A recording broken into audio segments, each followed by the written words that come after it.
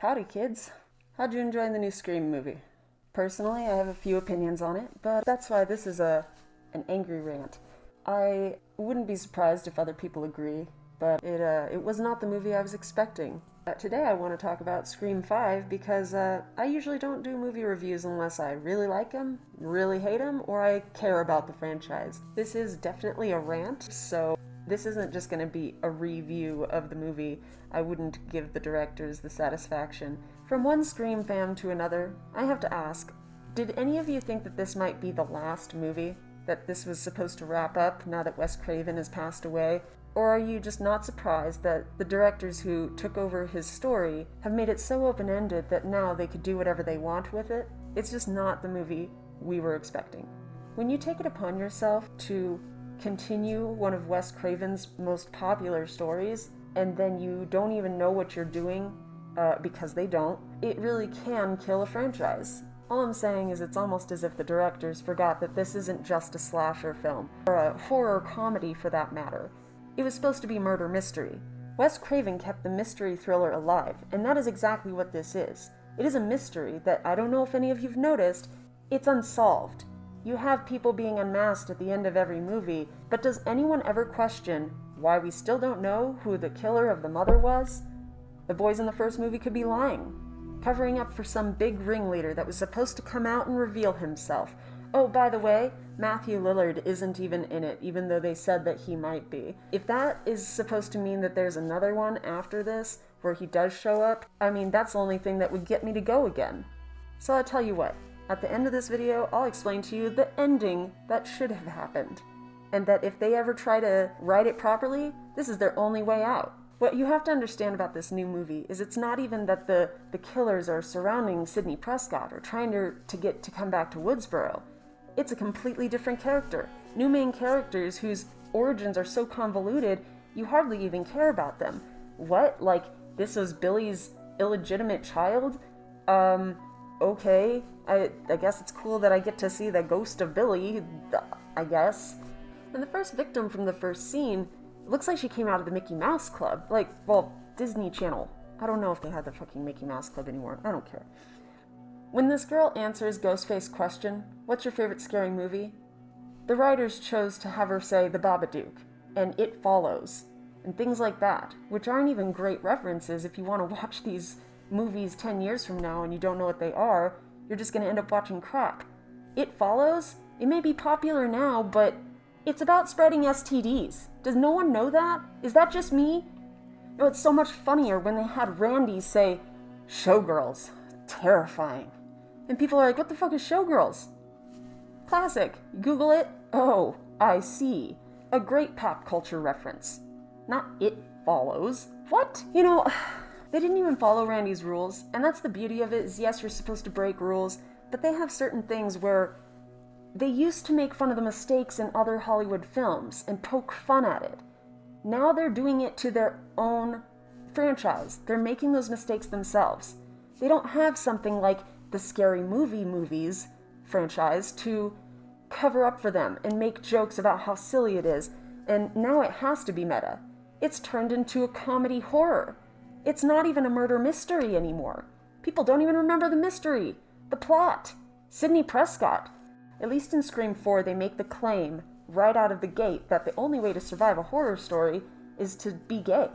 And then the gay kid is on the floor, no, don't kill me, I'm gay. And Ghostface is just like, what kind of movie do you think this is? Not one of those trash movies. The point is they had way too many of these old actors downplayed, and too many of the new ones that are convoluted and don't matter shine in the spotlight. They killed off a character that I absolutely love. It was the best death in the movie, but why? You had these actors who would carry you through the entire story, hopefully till the ending, and the minor characters came in and out and then got famous. They're taking on the main roles. They're expected to live instead of dying off. And so, like, at one point, they even had Henry Winkler in the Scream series. A terrifying character. The principal, you think he did it for a second.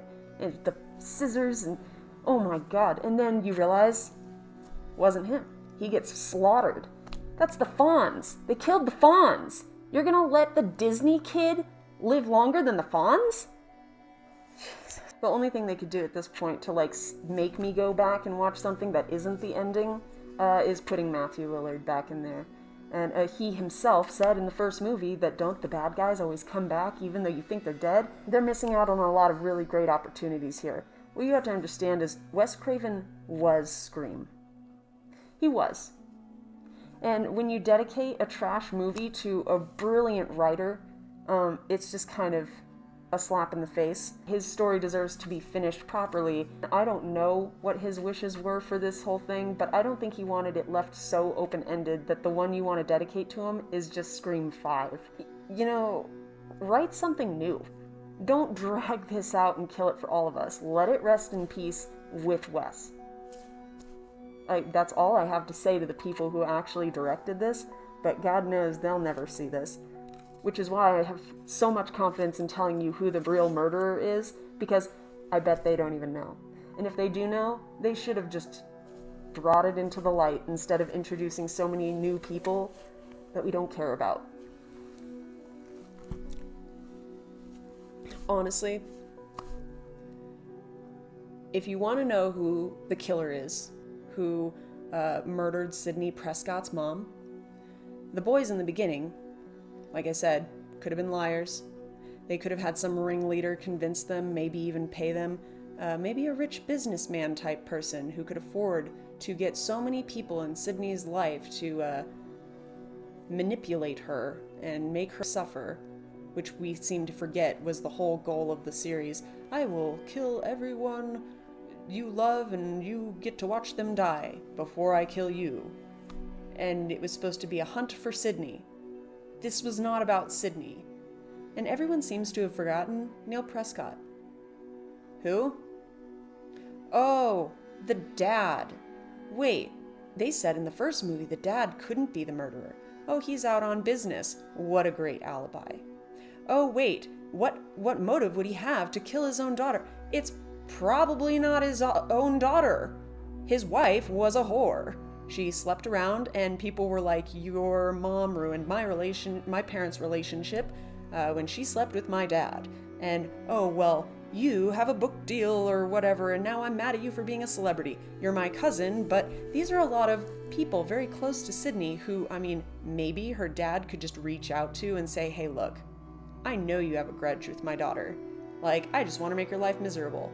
If I pay you to play cat and mouse with her, would you keep it a secret? And of course, he's not going to let anyone live at the end. He knows they all get shot in the head, so he's not going to do the dirty work himself. He's pulling strings from very far away. And you notice there's no mention of the dad other than Dewey pointing out that they couldn't exactly get a hold of him at the hotel he said he was staying at. And then they drop it. And then in movie 2, the only thing you see about the dad is that he's like number 2 or 3 on her speed dial. Doesn't mean he knows where she is. He might have still had to get her out of hiding. There's so many reasons. It's obviously the dad. I've told people this before and no one ever seems to realize, what, I thought we already found out who the murderers are in each movie. I'm like, you guys really don't know murder mystery, do you? You're not looking into any of this, are you? Like, read between the lines and realize that the dad and Matthew Lillard are going to come back in the final movie, and this is what I was almost certain of if these people had been good writers. Sorry, Wes Craven, the world has ruined your perfect story, your perfect, terrifying serial killer, my favorite, by turning him into whoever you want to put under the mask. And that's just the point, is that it's a big shockwave of murders, and it's like The Purge and Saw and all those other things thrown together. It's turning Scream into all the other horror films that weren't good enough for Wes Craven. It's not even trying to be clever or break rules by how convoluted it is. It's just pandering. There's all these different dynamics that are noticeable if you pay attention. That are unnecessary to the entire storyline. No one cares about those things. We want to know why Sydney had to go her entire life being chased out of Woodsboro. And I think when all the killers do get caught, they give their reason for why. Some have close personal tied reasons. Some are just bitter And I think Matthew Lillard's response was still always the best. Peer pressure. And they knew that that was funny. And so the new killer was like, I was radicalized. I'm like, wow, very unique writing there. They honestly should have just had her say, it's the millennium. So when it comes down to the main killer, rounding up all these people, because anyone can put on a ghost face mask, you have to ask yourself, who would have the most reason? Who would want Sidney Prescott out of their lives so desperately, but want to just torment them the whole time? Well, maybe killing the mom was, you did it too fast, you didn't get to enjoy it, and you get to see her in your daughter's eyes every time you look at her. Maybe it's not even your daughter. It could be, like, you never know when your mom's a cheating whore. It's the crazy twist. Parents killing their children. This is my theory, how it should have ended, and I think it would have been brilliant, and the mystery would have been solved. I don't think it could have been anybody else. So if by any stroke of luck the directors and writers do see this video, you're welcome. I hope you take something out of this. This is almost as bad as when J.R.R. Martin sold his Game of Thrones to those two directors and then asked them, do you even know who Jon Snow's parents were? He had to tell them because they couldn't even guess it. And you know what they did with that information? Chucked it right out the window and ruined the franchise. Now that the cat's out of the bag, I would love to see how they try to wrap up this entire series. It's surprising to me that people didn't catch on to the fact that we still never knew who the real Ghostface was, and we still don't after Scream 5, which is, it's so dumb because in Scream 5 they're making fun of how there's 8 stab movies, and it kind of goes off the rails at Scream 5. That's that whole getting to the punch and like making fun of yourself before anyone else can. Don't do it. It's getting really annoying. This may as well just be another, like a scary movie thing, but without all the other horror film references, just Scream references, and maybe one Nightmare on Elm Street reference. Yeah.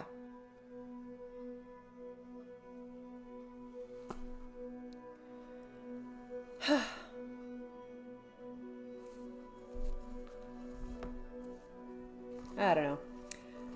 I guess I'm done ranting. That's my point of view. So what did you think of the movie? Personally, I was a little underwhelmed. I will just have to write my own ending in my head and wait and see if they ever figure it out.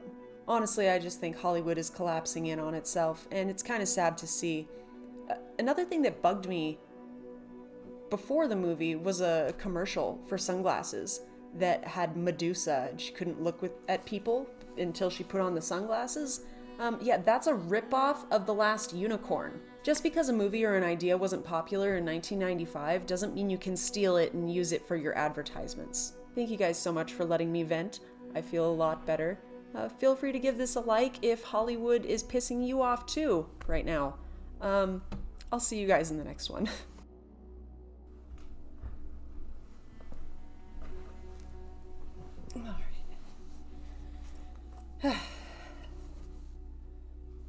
It's like you and I are the only ones who understand this film anymore.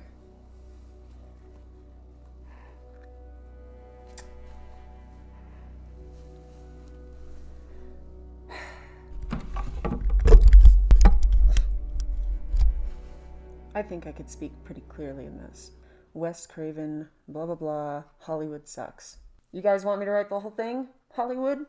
Reach out to me. I'll save your asses.